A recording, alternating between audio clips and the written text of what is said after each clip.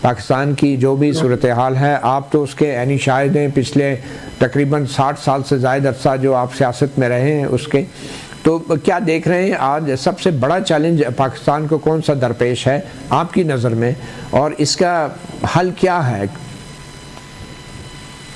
مطلع بہت مہربانی، آپ نے مجھے یہ موقع دیا بات کرنے کا۔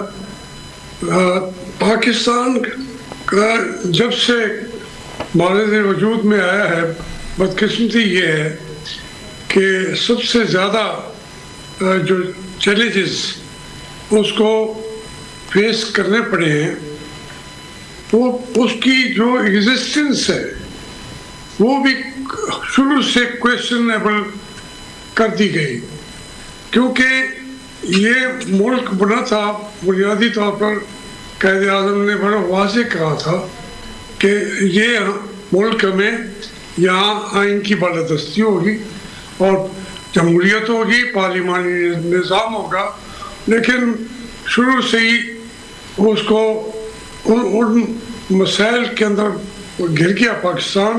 معاشی طور پر تو ہم کوئی یہ ملک کی طرح اسٹیبل نہیں تھا، لیکن اتنے بڑے چیلنجز آئے، اس وقت بھی گندم امپورٹ کی جاتی تھی، شوگر امپورٹ کی جاتی تھی، لیکن اتنے بڑے چیلنجز کا وہ جواب دے سکتا تھا پاکستان، لیکن ہم نے ایک انڈیپینڈنٹ پالیسی اختیار کرنے کی بجائے ہم نے امریکہ کی طرف اپنا جھکاؤ ظاہر کیا، اور پھر اس کے بعد ہم دھستے چلے گئے۔ ہم ایک ان کی جو اس وقت پورے دنیا پہ سپر پاورز کا جھگڑا تھا، تو ہم نے ہمارے مخالفوں نے اپنے آپ کو کہا کہ ہم جو آزاد سیاست، آزاد معیشت، لیکن ہم نے اس کی طرف توجہ نہیں دی گئی۔ ہم ہاشمی صاحب، یہ تو تاریخ کا ایک حصہ ہے جو بھی آپ نے بتایا۔ آج کل کی جو صورتحال ہے، آج کے سیاسی عدم استحکام کا ذمہ دار کون ہے؟ آج تک وہ کل کی بات کہہ لیں، آج کی بات کر رہے ہیں، آنے والی کل کی بات کر رہے ہیں۔ سب سے بڑا چیلنج جو ہے وہ پاکستان کے آئین کو پامال کیا گیا ہے۔ معیشت بھی پامال ہو جاتی ہے، آپ کی عدلیہ کا نظام بھی پامال ہو جاتا ہے۔ دیکھنا، میں کل کو اور آج کو الگ کیسے کروں، کیونکہ آج بھی آپ سب کہہ رہے ہیں کہ یہ ہائیبرڈ سسٹم ہے، نہ یہ جمہوریت ہے نہ یہ ڈکٹیٹرشپ ہے، نہیں ہے ڈکٹیٹرشپ، کیونکہ ہائیبرڈ ہے تو اس کو انہوں نے کور دیا ہوا ہے۔ اس پاکستان کا کوئی پالیسی جو ہے وہ سٹیبل نہیں ہو سکتی، اور اس کی وجہ سے پاکستان بھی انسٹیبلٹی کا شکار ہے۔ آج دیکھیں نا، آج امریکہ اور اپنی معیشت کی جنگ وہ لڑ رہا ہے، مشکلات میں امریکہ ہے، اور لیکن اس وقت بھی ہم اس سے الگ نہیں ہو سکتے۔ ہم ایران سے تیل نہیں لے سکتے، ہم اپنے ذاتانہ طور پر پالیسیوں کا اظہار نہیں کر سکتے، فلسطین کے لیے بڑی کوششوں کے بعد آگے کھڑے نہیں ہو سکتے، اور عملی طور پر اگر دیکھیں اس کو پورے اس نظام کو چلانے کے لیے عدلیہ کے نظام کو بے انتہائی پورے طریقے سے روند ڈالا گیا، اور آج جو سپریم کورٹ ہے وہ کوئی آزاد تو نہیں ہے۔ جب وہ آپ کا انتخابات آزاد نہیں ہے، آپ کا وہ ایک اس طریقے سے اگر آپ دیکھیں تو پاکستان بحرانوں کی سرزمین بن چکا ہوا ہے۔ بالکل۔ اچھا ہاشمی صاحب، مجھے یہ بتائیں کہ آج کے جو وزیر اعظم شہباز شریف ہیں، آپ ان کا کردار کیسے دیکھ رہے ہیں بطور ایک سیاستدان؟ دیکھیں، میں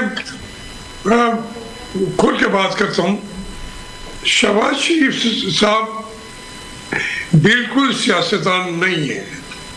میں تو میرے پاس آ کے शहबाज शरीफ साहब ने भी, नवाज शरीफ साहब ने भी लाहौर में मेरे साथ से कहा था जो आपके जिधर आप सियासत करेंगे हम आपकी उंगली पकड़ के करेंगे।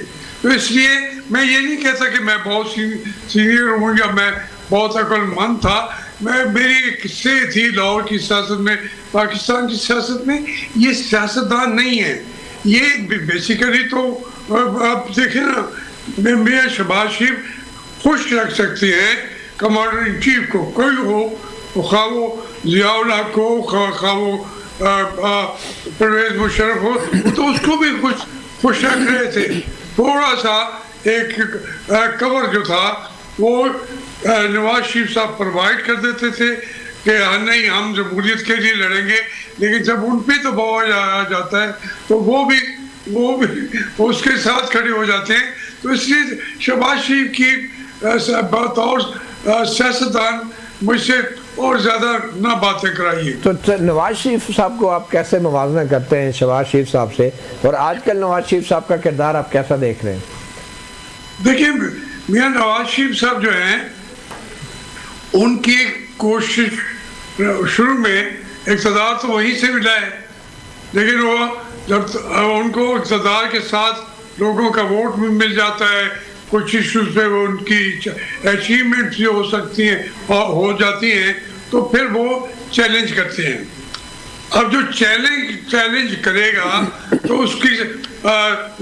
उसके लिए ज़रूरी है कि वो खड़ा भी रहे।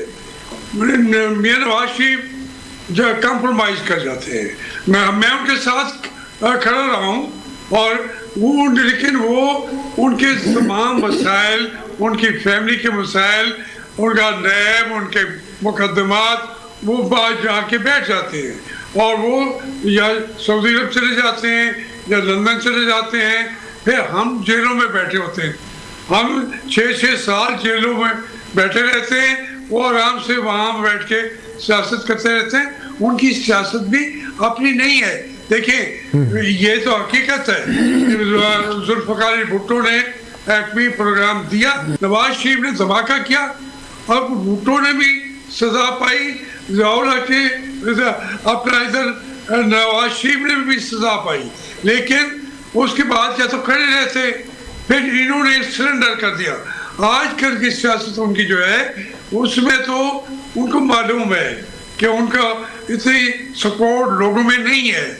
वो उनकी ना कोई वो ये आप कह रहे हैं कि जी कभी लंदन से वापस आएंगे, चौथी दफा वज़ीर आज़म बनने की कोशिश करेंगे, ये बिल्कुल हमारी इतनी बहस जो है ला हासिल बहस है।